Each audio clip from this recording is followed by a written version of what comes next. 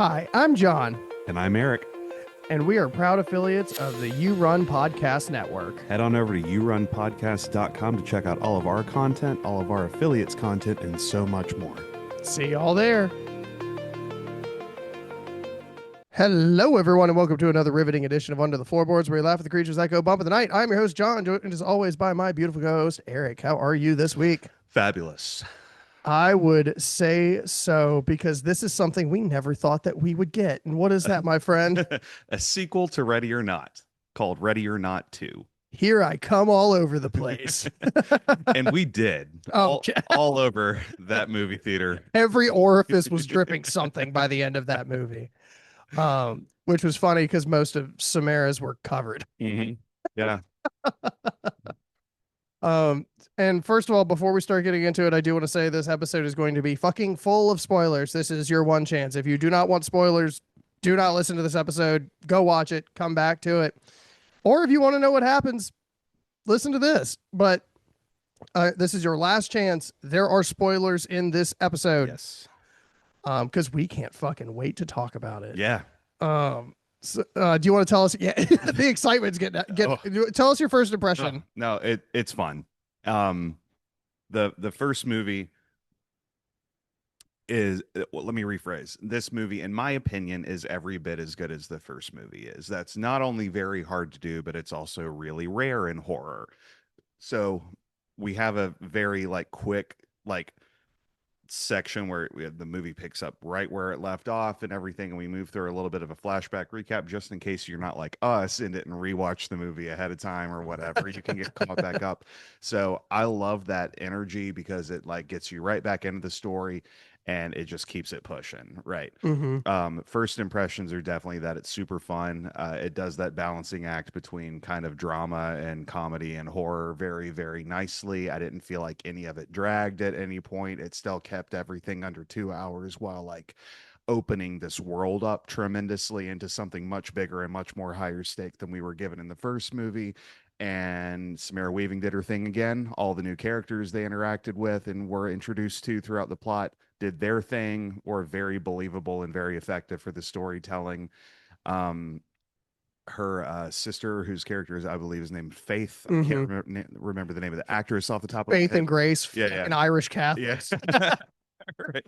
Right. She was really cool. She was really badass and had her moments for sure too. And so I feel like it took the skeleton of the first movie and just started adding tissue and muscle and different things to the story on beyond that. So it's wonderful.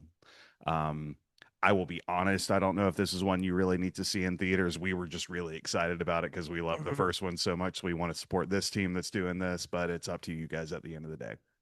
What about you? First of all, I can kind of agree that you don't have to see this film in theaters.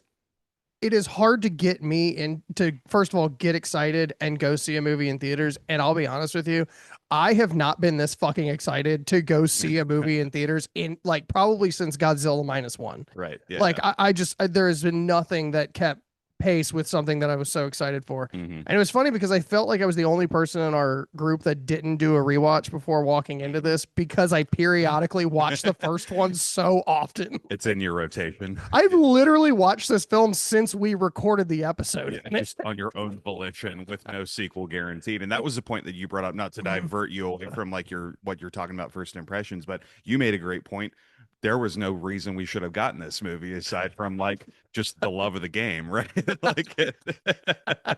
See what you did there. Yeah. No, absolutely. And I never thought that was coming. And this was always the first Ready or Not was always a movie that I loved so much, mostly because I have a huge crush on Samara Weaving. But she's also so talented. Her scream is insane. Her scream. I remember the first thing I ever saw her in. She has a cameo before she got really famous. She was in an episode of Ash versus the Evil Dead. and she gets murdered by this deadite couch thing, but the room just starts like ripping her apart, like nails through the foot and all this shit. And it was the first time I ever heard her like scream, and it is iconic, Yeah, yeah. dude. Like I don't even know that you talk like when you hear you, she puts the scream in Scream Queen. Like Hmm. it's just absolute apex. She's one of those rare ones too that has a couple too, Mhm. right? She's got like the vengeance scream, the I'm Mhm. afraid scream, the I'm pulling a fucking like railroad spike out of my shoulder scream. The first time that I've been that excited for something and it didn't fucking let me down. Hmm. Like it was just as bit as funny. It was as gory, if not maybe a little bit more so. Hmm. And I think the uh, point that you made, where you're really getting more of that muscle and tissue and like building this full concept, um, from having a sequel is a really good example of what it takes to like really create this universe. Hmm. Um, and between being fun and the plot made sense. Hmm. I have a couple issues with it. We'll get into that here in a minute. And it's not even like issues with the plot itself. Right, It's like it core, yeah. yeah, it's like issues with like I mean we're Magic players, so I'm listening to the rules of these Yeah. games, and some of them weren't quite fucking lining up. Yeah. But anyways, I thought this movie was great. I think it's absolutely worth watching. I loved Elijah Wood. I thought he was I thought he was fucking amazing in this movie. Because he was just like the the calm amongst the storm Mhm. across the sea the whole time. And And it that was, character archetype is so awesome to me too. That just, yeah, yeah. and lastly, it was really cool to have first of all, David Cronenberg was in the movie, Yeah. which was fucking wild. Very much a cameo, but Mhm. like really awesome. Sarah Michelle Gellar was in this. Um, a lot of the other ones I didn't quite know, like what's his name? Nestor Carbonell, who played the mayor of Gotham in The Dark Knight, Mm. which is so funny because like I've never heard him speak Spanish before. I assume he's Latinx, Mhm. but and let's just get into it, Yeah, because the thing that I really liked plot wise about this was this has triggered another game yeah. Hmm. now that she has survived the Le Dumas or Hmm. Damas family, Hmm. and I'm now also just gonna quickly say I'm gonna fuck all these names. yeah, They are all similar but different, and I'm just letting y'all know. they are definitely same but Yeah, different. yeah, 100%. But they culminate. So as it turns out, the Damas were actually the head, the top seed, if you will. Yeah, they got their ring in the top seed. uh, to these six families rule the world. Like there's Verbatim, they say that. Whoever wins runs everything. Everything? there's a scene where David Cronenberg was the head of one of the other families, and he's like on the phone, and he just goes, "Make the ceasefire happen," and then the news like just goes, "Ceasefire reached." Predicated upon no hope for ceasefire. Make it happen, and we're good. It was- So now the game is they have to pick up Grace and they have to hunt her one more time. And now it is the remaining four families because she took out 2-for-1 in Mhm. the last movie. And all four of these families have to come together. One has to kill her before sunrise. Same game. Mhm. As Elijah Wood explained it, it's pretty much double or nothing. Mhm. So all of these families now have to fight for who is the top seed amongst the council. But we meet Faith, who is Grace's sister, and there's this whole "you abandoned me." No, I didn't. Well, yeah, I did, but No, yeah, no, I felt bad about that. Well, no, apparently not, because you didn't like invite me to your wedding. I was like, well, I really wanted to, but and there's that whole like sister vibe going on, right? But they get she's in the hospital getting interrogated by a cop, and they're walking down the hallway, and this like just like combat knife goes through the cop's neck. And they both look up, and it's like the coked out like Jersey guy. It's just- which is funny. the dude who just had like a small mountain of Yeah, of cut cocaine. right, just in a box. It looked like if he had sneezed in it, he would have lost like Yeah, $2,000. yeah. So they're like, get the fuck out, get the fuck out, get the fuck out. There's a little bit of a chase scene that happens, and they end up killing him, right? If I'm not mistaken. So what happened was he cheated. Yeah. And Elijah Wood makes his entrance. yeah, a fucking gas mask. Gasses up the place. Yeah, so Grace is like Faith is just standing over Grace, like, I don't know what to do. He's about to kill her, and he just fucking explodes. Yeah. Oh yeah, that's right. He just because the incarnate of Satan that's making this whole thing happen wasn't pleased by him cheating. Right?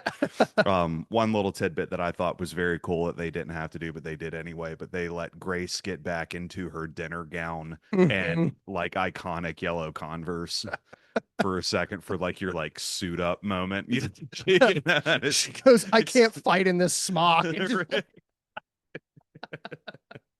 I want to put like every RPG player ever has done in history is put in the gear that they feel most comfortable in for combat, right? It Elden Bling, baby. It doesn't matter, right? Doesn't matter what it is, but that was kind of a cool nod because again, they didn't have to do that, but that was just a fun little thing.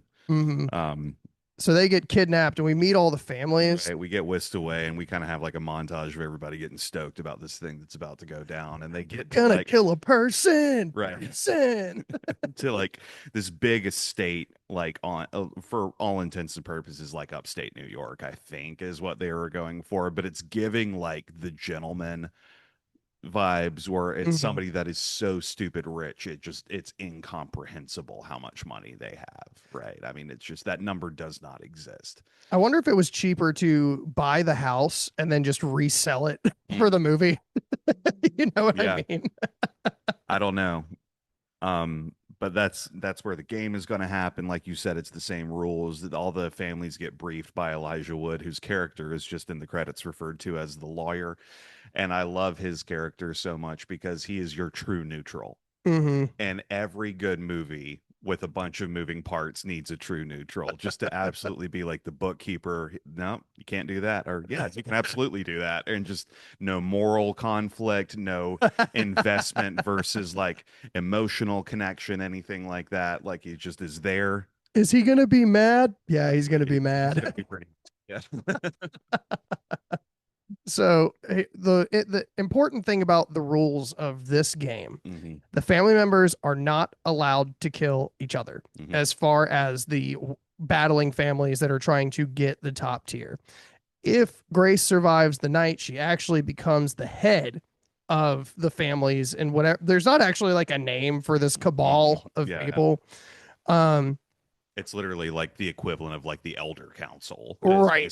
What it says. But it's all a bunch of raging coke addicts and fucking billionaires and shit.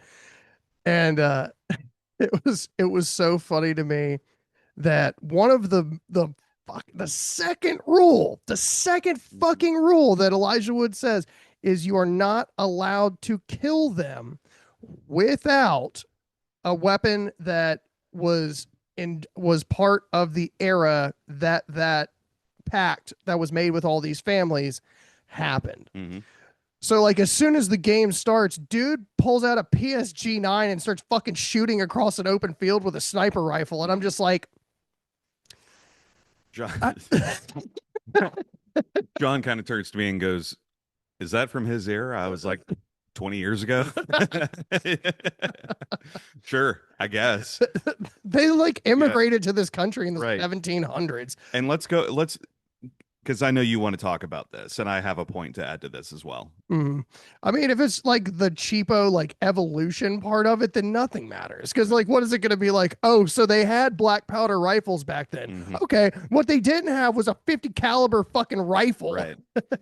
And my issue with it is that it cheapens a little bit of the elements of the game and appreciating like the history of the game and everything. Because if somebody had like fucking like recurve bow and arrowed their way through this story or something like that, or it was a sword but it was only like a foot and a half long, you know, or something, because it's like we're dating back to like gladiuses and shit like that could have been a lot cooler for me. But everybody for the most part is packing like modern weaponry. And there was a couple of like inconsistencies, like the Chinese family having a katana was a little bit of a miss for me, because it was just like there's a lot of very cool traditional Chinese weaponry Hmm. that they don't have to like tap into Japanese weaponry, and things. So it's like, yes, katanas existed in that area, but that's where that kind of gray scale falls over that rule. She pulls out like a Naginta. Right. Yeah, yeah, yeah.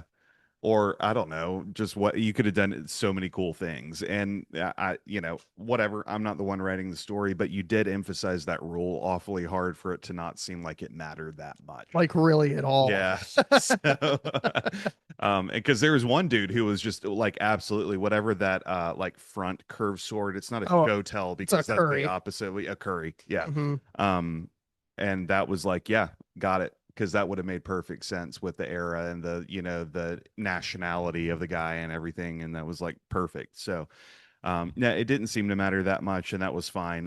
What I did like is that first rule, because if you do kill somebody, you condemn your entire bloodline, and they're all just eliminated from reality, right? Even if However, it's an accident. if she kills somebody and they have a representative in their family, they become the head of the household and now must fight on behalf of their fallen. Hmm. Now we have like Jeff Hardy coming in with the swan song bomb out of nowhere, and like things where we got like tap-ins, we've got like, all these other like elements that are at play. Like, okay, that's really neat. And like you were talking about the sniper rifle guy, there's a scene where like the two sisters who are at the time handcuffed together like maneuvering, and they find this like food place or whatever, this little, and the dude sends a shot that it's a gas tank and it explodes, and he like straight up blows another family member up from another team, and he's like, oh fuck, oh fuck, oh fuck, and the guy gets up and he's like, oh thank god. We're still in the game. And it's those added elements of like, I feel like the intention was to make the game at least more fun for everybody involved. So you couldn't just kill everybody, right? Right. Yeah.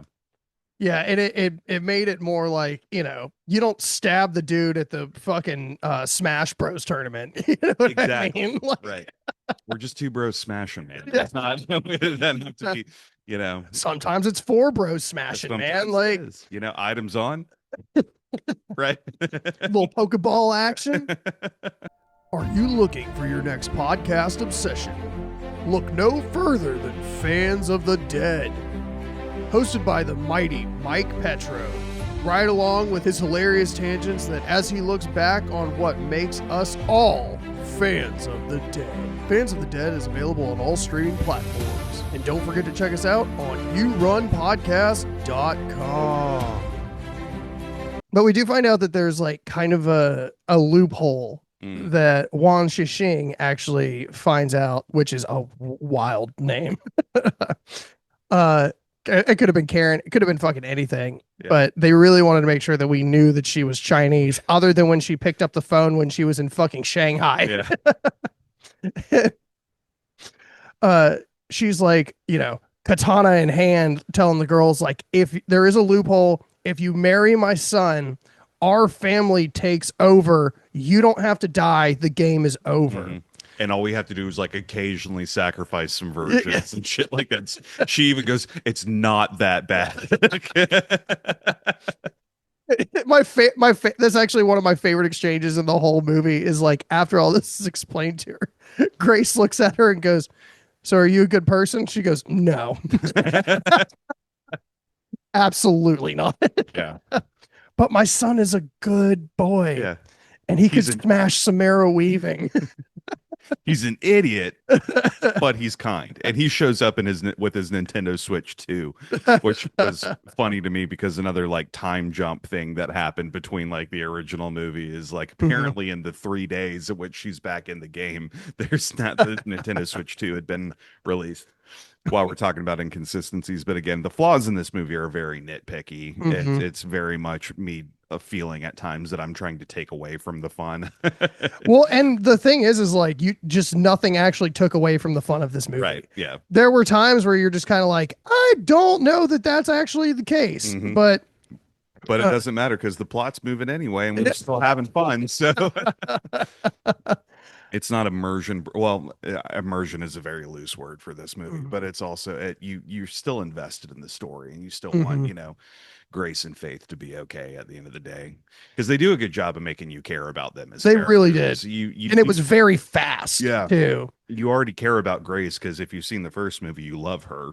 Mhm. And Faith is kind of the same person in a certain sense, where she's got a little bit of a history, and we're trying to just do the best we can with what we've got in life. And now I'm handcuffed to my sister, who I am not on great terms with, and watching these two kind of, as I always say, play in the sandbox, where we got two well-written characters and we're just watching them interact with each other, gave us some really good moments. A lot of, that kind of, sometimes it's a little campy, it's a little trite, tropey, I guess is the word I'm looking for, where like siblings figuring their shit out. Yeah. But it's also very like, it's hard to be critical because you do, like, again, care. So you're like, and the whole movie is so ridiculous anyway, it's hard to like peg that kind of stuff for any, Mhm. real reason. Tagging. Yeah.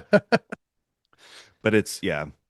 No, they do definitely make you care. What's interesting to me is there was a point where I actually thought that everything just got resolved in like that first conversation because they're like chummy and shit afterwards, and it seemed like everything worked out, and they just melted a guy in a washing machine together, Which and is like amazing. yeah. The washing machine kills Farnham. My favorite person in this movie.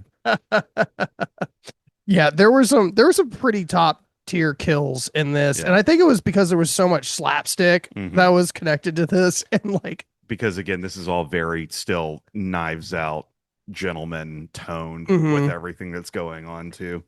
100%. But yeah, I thought that they had like kind of worked everything out, and then like you could kind of see it like start to fall off again, and I totally get that, and I think Yeah. it made their relationship, ergo the film, much more dynamic Hmm. because of it, and I did really enjoy the writing in it. There is, obviously that scene of like Descent where it's just like, I wish you'd never found me, and Faith's like, all right, fuck you. it that one for me felt like it came a little bit out of nowhere, and I know we're in Grace's shoes for this, so we're kind of like, I get where you're coming from too, where this, you haven't even had a week off between the shit, like your wounds haven't properly healed yet from the first time you had to Yeah, play this game or anything still been like that. stabbed like 8 times since you You got just here. pulled a railroad spike out of your shoulder by yourself with one hand and everything. And it was just like, I get that you're going through it. And she's celebrating the fact that she found some pepper spray, but maybe don't take that opportunity at the same time to functionally say, I wish you weren't here Yeah, to your right. sister. Because we just know that nothing good is going to come from that. Also, like, this is the epitome of right now, you fucking need each other. Yeah. Like, you need Yeah, each yeah, other right yeah, yeah, now. yeah, yeah. Morale for whatever that's worth matters more than anything right now. And one of my favorite elements of this movie that I thought was really interesting is one of the families, his daughter is the woman who was originally engaged to Alex, who was the Mhm, person that Grace married in the first movie.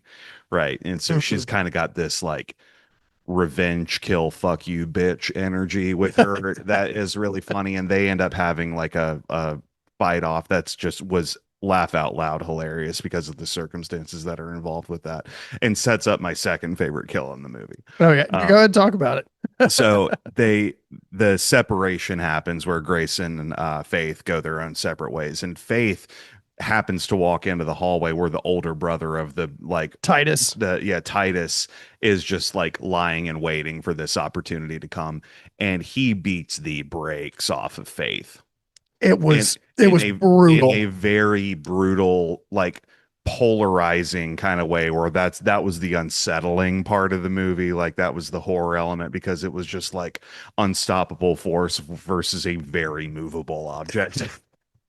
kind of kind of vibe. While this is happening, Grace and the girl that was originally engaged to her husband was have both pepper sprayed each other in the eyes, and they're like swinging their arms at like nothing. They're like 10 feet away from each other. Anything that looks like it moves. There's a cardboard cutout of a married couple from when a wedding was being held earlier in the movie that she keeps like punching accidentally throughout the whole thing.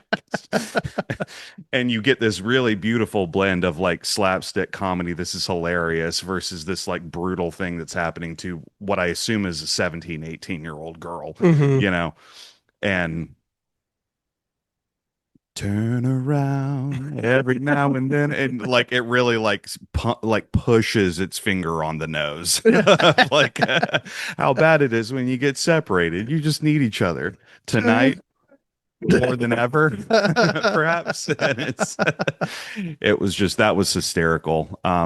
They end up obviously everything ends up working out and they're like get back together or whatever, they escape. But like there's a scene where like Grace is like trying to figure her shit out and how do I get back, that's this, that, and the third. She comes across a room that just has like a box in it that says loaded firearms on it, which is locked, loaded firearms. Right. And we get the resheathing of everything, like the equip suit up sequence or whatever. And she makes her way back to where everything's being like where the game is being viewed by the families and everything. And obviously we're skipping over a lot of shit. Yeah, I want you to go see the movie because the only thing that's important right now is the fact that the faith is being held hostage. Right. Yeah. And Grace is like walking up with like a shotgun. And the girl comes back around. Back for round 2, bitch! Yeah. She doesn't die immediately. Falls over, walks past her, points it at her head, and like triple taps her in the like audibly cheering. Right. Audibly fucking cheering in this fucking theater. Right. Yeah. Which was just my second favorite kill because it was just such a fuck you super secondary character. Like it was final girl energy mixed with main character energy at the same time, and it was just really cool. Because that weirdly doesn't happen as often as you think it happens. Yeah. But that was just funny to see. And she comes in there with like the like hair on fire, like like eyes are like glowing red, kind of, where's my sister? Where's the sister? Where's the faith going? Which sets up another big exchange of like, I'm gonna kill her if you don't like come around this door and like, because it's the formula, right? Like, it's the whole thing. And she's like, but there is a loophole that very very cleverly was inserted into my brain for information that I could tap into later. Right? It was like, if you marry me, Titus, I get to live, she gets to live, and you get your ring and you get your seat. And he kind of looks over at Elijah Wood, and Elijah Wood's like, yeah, that's in there. He's like, okay, I'll do it.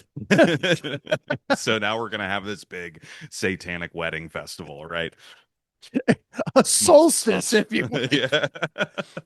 Which the funny part to me is like when the you see this clock multiple times and it's the same one that you see in the first movie, and I guess this is just like what giant satanic clocks look like. Mm-hmm. But they tell time, they tell sun, they tell dawn, they tell fucking dusk. Yeah. Yeah. This isn't a fortune. It just says I'm gay. Ooh, Pisces. Bad luck, chummy. And the wedding was kind of awesome. This is like for very Elijah Wood related reasons. And he puts on the giant like satanic goat head with like frills and shit coming down the back and shit. He keeps hitting this shit. Inhale, Satan. And can't go, what? Hail Satan. He keeps like, can I get a hail Satan? He does it like 7 times. It's TJ Astroth. Yeah, it was top tier for him. I will say I kind of had like, this is the second time I've been to a really good movie that this wasn't ruined by any means, but I'm trying to like, that's the fun part of it is it's a game where we're learning the rules. We're seeing how everything works.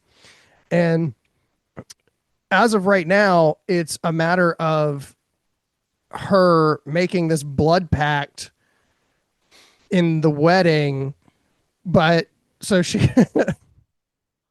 and the funny part too is like, well, actually, I'll get to that in a second, but she writes her name down, but she writes Grace McCulley. And I thought, thank you. I thought that she was going to get away with it because she didn't write her actual name, because she did get married to the Dumas. She just didn't go through the full ritual, which is why she didn't explode with everybody. but her legal name is not Grace McCulley. But that had nothing to do with how she got out of this mess, right? Right.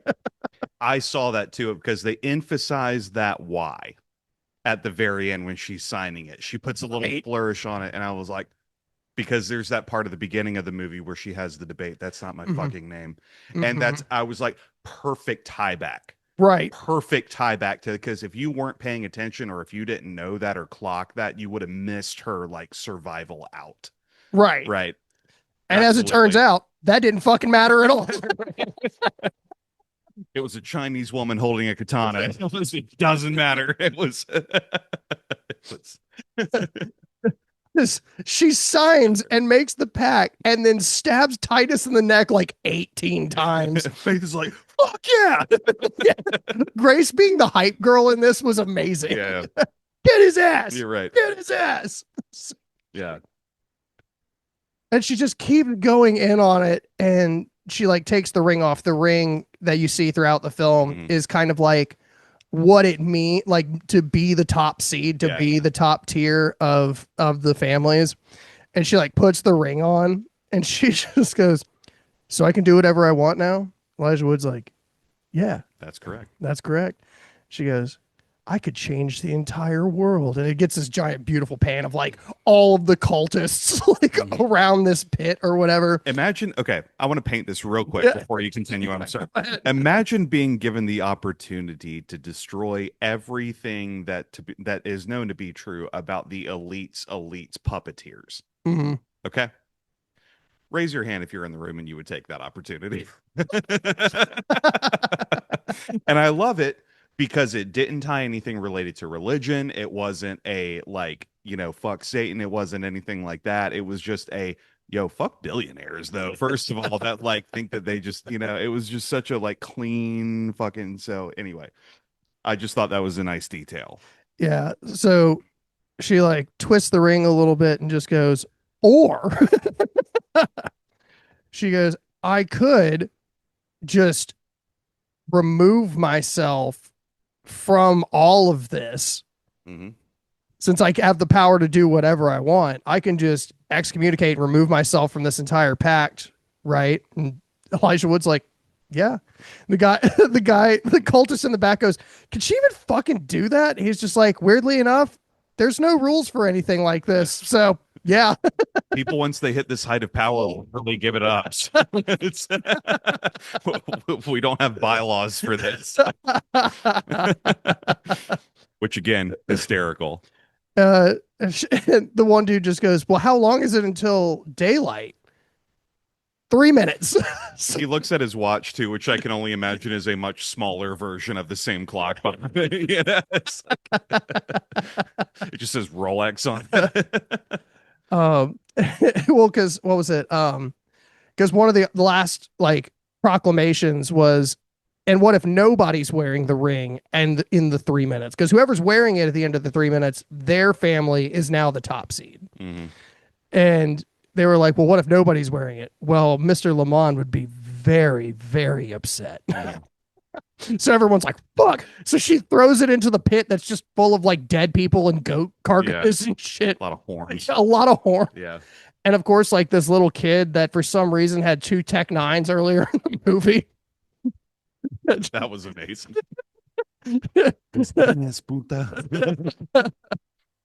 Jumps into the pit first. He's like, I'm coming for you, my love. He's like 11. He's doing this shit for the love of the game, brother. And it's just like a giant bloodbath in the bottom. Everybody finally jumps in, and there's probably like a minute and a half left or some shit like that. And Grace and Faith turn around, and Elijah Wood just goes, yeah, y'all are free. They start like walking towards the back. And what would a Ready or Not movie be without so much spontaneous combustion? And it's like a geyser. It's like Old Faithful going off, but it's nothing but like viscera and blood. It's the fucking blood fountain in Nightmare on Elm Street where it like starts hitting the ceiling and shit. Yeah.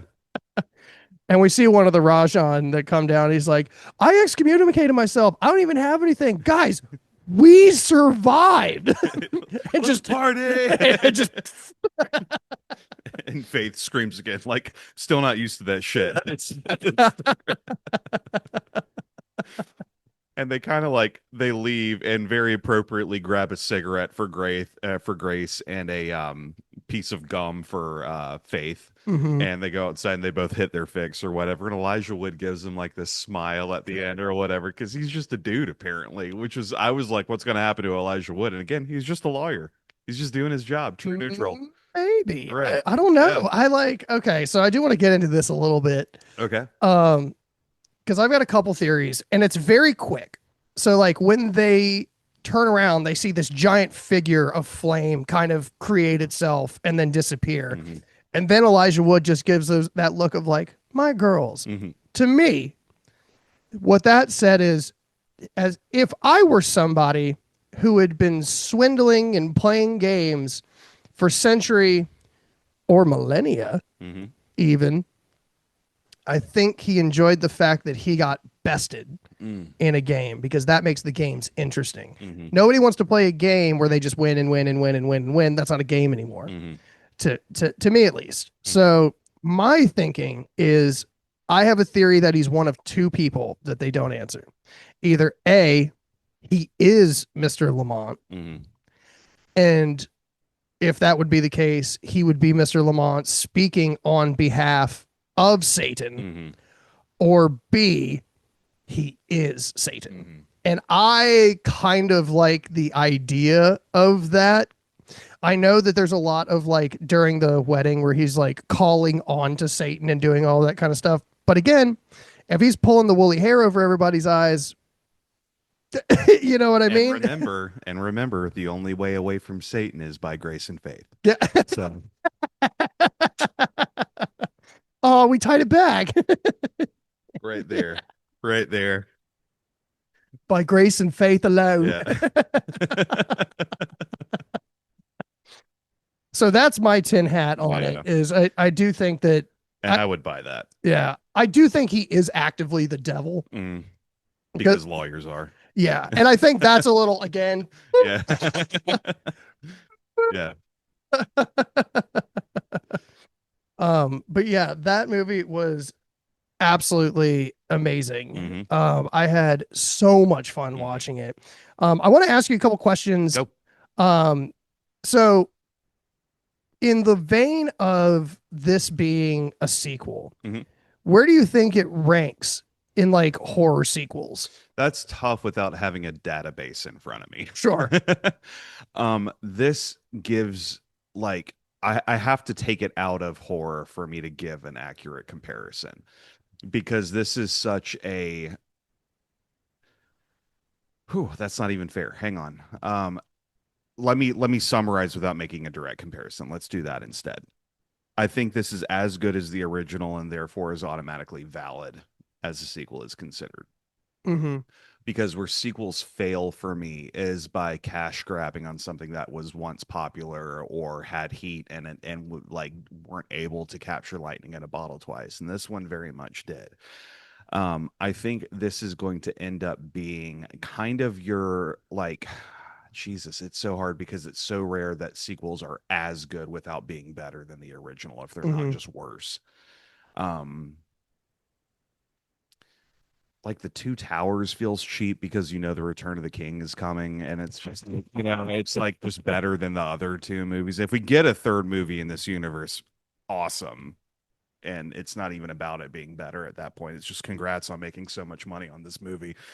But it's up there for me. I mean, I would really, like I said, have to look at a list and like do like a side by side ranking with a lot of stuff. Do you have one in mind that you're thinking of that?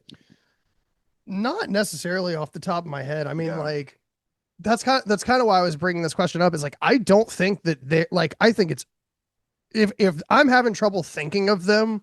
Yeah. I think it's solidifying itself between 1 and 3 off the get go. And if for no other reason, or if for no other like a point of conversation than to say that it's so rare that this happens that we can't think of one that's comparable. It's like that's how unique it is in this experience, in this scope of horror. And like I was saying to you when I walked in here, one of the things that I really like about this series is that it flirts with horror. If in fact, if this had nothing to do with satanic cults, it's a lot closer to Knives Out Mm-hmm. and than it is anything else. And it can just be kind of a comedy drama, Yeah. you know, Thriller action. right? You know, what can we do with the blood budget kind of vibe? And that's really A fucking geyser. yeah. Guys, a we need a geyser. blood geyser. Yeah, yeah. You've heard of the blood fountain. You got to take it up a notch. Well then, okay, easy, because Glass Onion was every bit as good of a movie as Knives Out was. So Sure. there you go. There's my answer. Mhm. That's so funny. Yeah. And the last thing is we've had throughout time, but I think especially in the last couple years, we've had this movement for the final girl and This how one was coming. yeah, you knew it was I coming. knew it was coming. And the gauge has gotten so high. Like, you know, you think like Erin from Your Next, you think about, I can't remember the character's name, but the girl from Dangerous Animals, I think was one of the best that I had seen in a really long time. You got Sienna from Terrifier. You've got all of these amazing final girls. And I think with the first film, she was already an incredible final girl. Mhm. But I think she just solidified herself a lot higher. And I'm really curious as to where you put her on your list of final girls. You ready for this one? I think with enchanted weapons on the table and firearms on the table and just blow for blow, pound for pound, I think she beats Sienna Shaw in a 1v1. Mm-hmm. I just do.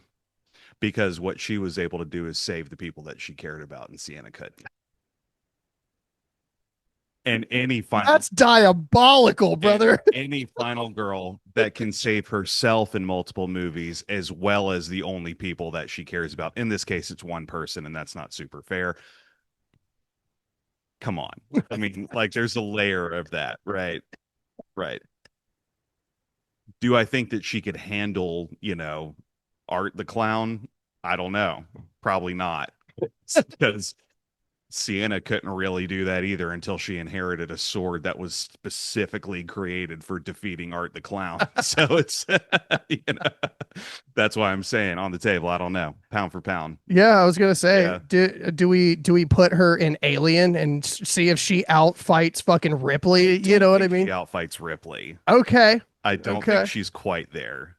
I don't think she's quite there. And maybe Okay. it's time. Maybe this is a good reevaluating of the tier lists of Final Girls. I would be down to do an episode. Maybe it's time to revisit Yeah. the tier list.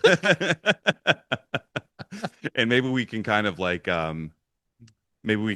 gaslight ourselves into going back on who we were a year or two ago whenever we Yeah. did that or whatever, and that would be kind of fun anyway, just to rank all that. Yeah. Let us know in the comments if you want us to do. I mean, we're gonna do it anyways, but Is- you should still talk to us. Is Grace in your top 5 all time? I think so. Yeah, I I think she's in mine too, man.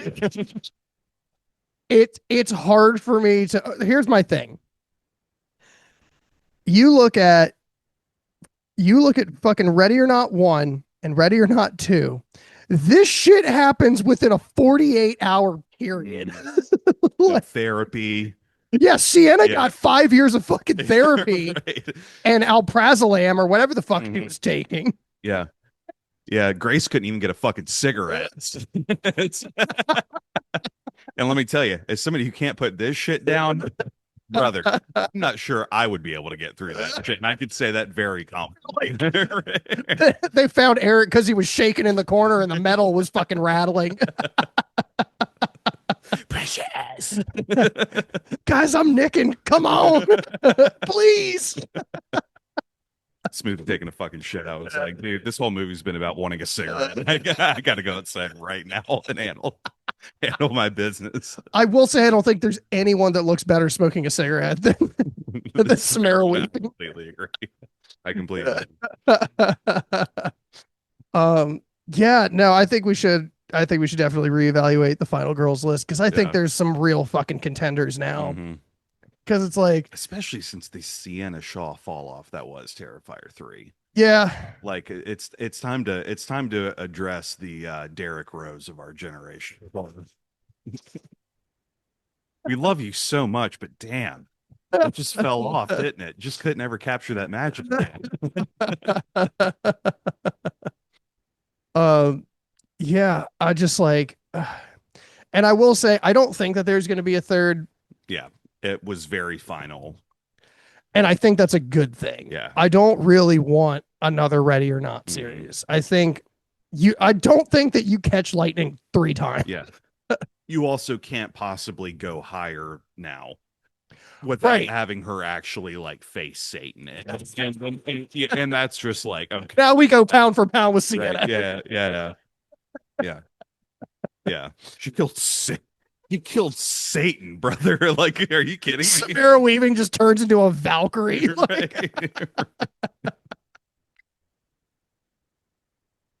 Oh my God. Do you have any final thoughts on this? No, y'all should go see this one in theaters. I changed my mind. Go have fun. This whole summer is going to be filled with movies that are worth watching in theaters. Why not start it off in March or early April? Let's just fucking go have fun. This may be the last year on earth that we're alive. This may be the last year on earth that we have movies in theaters that aren't riddled with AI and shit. Like, just go have fun. Go enjoy a moment. Go like we did today. Just grab friends that are interested and just go to a matinee, sneak some beers in, fucking have fun. This is what it's all about. 100%. Go watch movies with the homies. Yeah. Support good movies. That's the thing is like, obviously we support a lot of indie on here, but we support movies that are good. We support movies that are artistic. We support movies that are fucking fun. This movie was all of those but indie. Yeah. Will you be buying this one on physical? Maybe it depends on what they offer. Yeah. Like if they give me like fucking like behind the scenes and commentaries and like exclusive interviews and shit like that, I'll buy a steelbook of this bitch. I'll buy the dual pack. I'm hoping for the 1 and 2 combo. Yeah. Would be really hot. And 100%. I would drop 40 on that, no problem. Yeah, because again, like I always have the first one in rotation all the time. I didn't even know we were getting a fucking sequel. Yeah.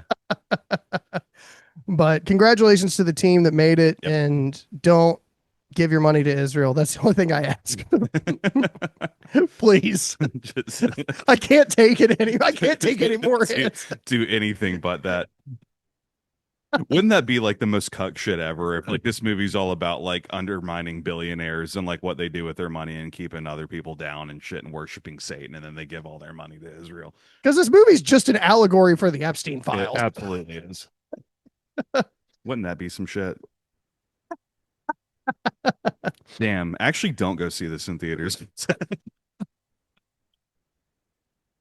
Or do your research. We did. I was too excited to go see this movie. No. I just love Samara Weaving. I don't know. Just and Sarah Michelle Gellar. You really didn't talk much about Sarah Michelle Gellar's character, which was unfortunate because she didn't have that big of a role in this movie. I just throwing that out there. I was a little bit disappointed by that, but it's cool. Yeah. Okay. I'm not going to act like I didn't have a good time today. So yeah, no, I do agree. I think she was drastically underutilized, which is crazy when you're spending Sarah Michelle Gellar money to have her in most of the film. That's a hell of a red herring budget. Like, do we do a red herring tier list? Do we? That would be fun. That would be really fun. That would be super fun. Let's do that. Yeah. Oh my God. Well, guys, make sure you're checking this movie out in theaters. Take your friends, drink some beers. It'll be a good old fucking time. So with that, thank you guys for joining us once again. Where it creaks, it cracks. We laugh at the creatures that go bump in the night. Good night, everybody.